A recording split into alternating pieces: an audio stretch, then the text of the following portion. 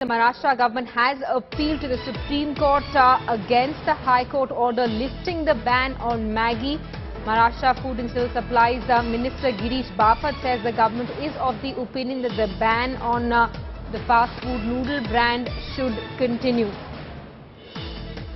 Gujarat, Karnataka have lifted the ban on the sale of Maggi. The Maharashtra government now challenging the order which has lifted the ban on the sale of Maggi. This is a story that's been making headlines for the past 6 to 7 months.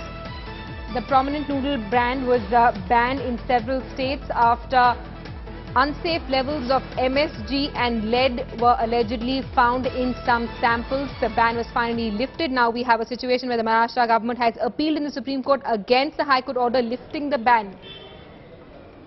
Let's get a word from Kamlesh Sutar, who's with us live from Mumbai. Kamlesh, why does the Maharashtra government want to impose a ban on Maggi again?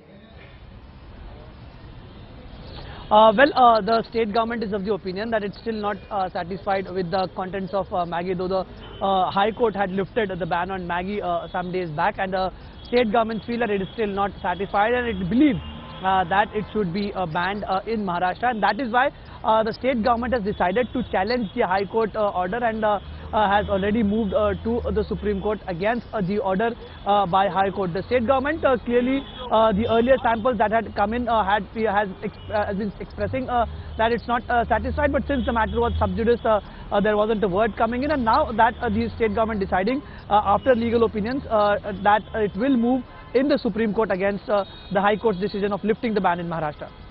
Right, and Kamlesh, the High Court had decided that there was no harmful products that were found in the instant noodle brand and it was safe for consumption. Are there any specific reasons that the Maharashtra government is citing? Any results from the Maharashtra FDA that suggest that the noodles are harmful?